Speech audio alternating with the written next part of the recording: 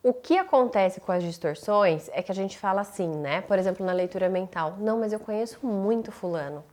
Eu sei que o que ele está pensando é isso.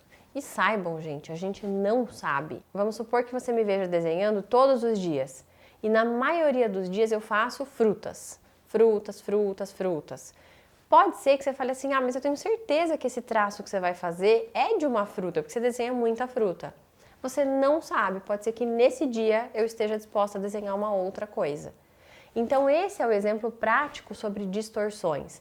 Às vezes a gente até tem algum elemento, só que a gente completa aquilo com uma interpretação ou com uma hipótese. E aí eu não tenho certeza. Só que lembrem sempre disso, o nosso cérebro, ele processa a informação que a gente coloca. A informação que a gente coloca é o pensamento.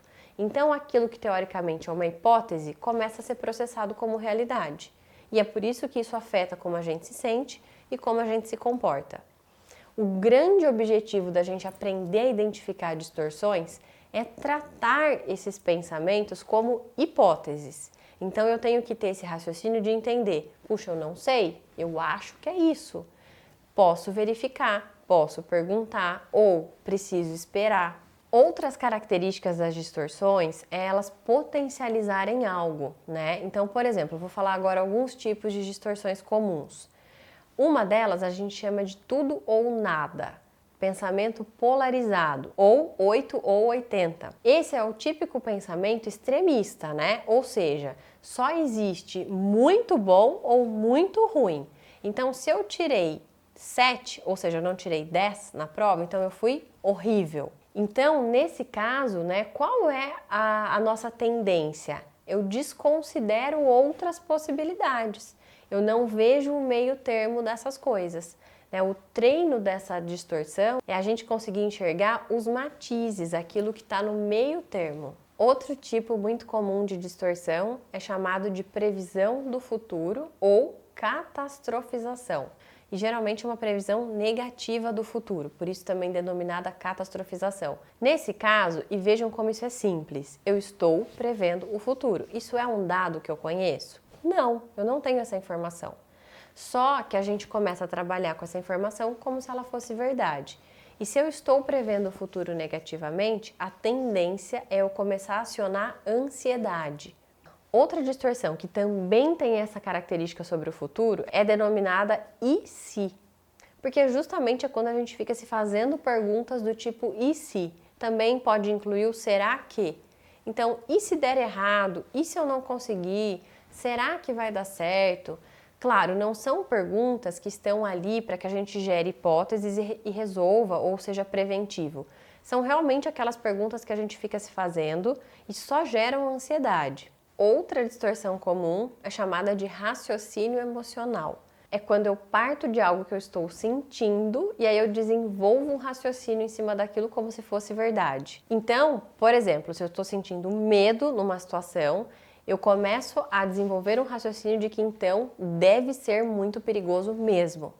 Ou se de repente eu sinto uma indisposição em relação a uma pessoa, e aí eu começo a falar, bom, se eu tô sentindo isso é porque realmente ela não gosta de mim. Então é quando a gente coloca uma explicação racional baseada em algo que eu estou sentindo, mas que eu ainda não tenho certeza. Outra muito comum chama-se abstração seletiva, né? E essa o próprio nome também já explica. É quando a gente não vê o todo de uma situação e foca, ela também é chamada de visão em túnel, em um aspecto. Então, por exemplo, diante de uma situação, teve várias coisas que foram legais, mas teve uma coisa que não deu tão certo ou que não foi tão legal assim.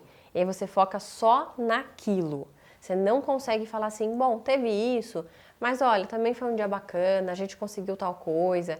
Então você foca em um aspecto. Você recebe a correção do teu chefe de um trabalho e ele corrigiu 3 palavras e te elogiou sobre todo o resto, mas você fica focado naquele algo que não ficou tão bom. Outro tipo chama-se comparações injustas. Comparações injustas é quando justamente você se compara com outras pessoas. Nesse tipo de distorção, a comparação é injusta porque você sempre se coloca numa posição de desvantagem.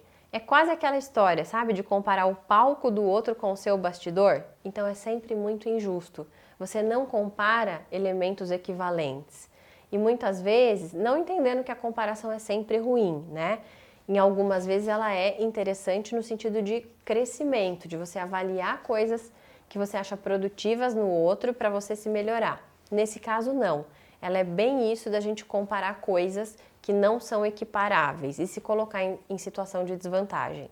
Uma outra muito comum chama desqualificação dos aspectos positivos. E essa é bem autoexplicativa também, né? É quando a gente tem uma tendência de desqualificar tudo que a gente tem de bom, de positivo. Então é como, sabe aquela palavrinha mas? É quando, por mais que alguém te fale alguma coisa ou você fala de uma coisa boa sua, você sempre coloca o mas, que é o maior desqualificador que a gente tem. Então você fala, eu fiz a faculdade, mas eu poderia ter me saído muito melhor.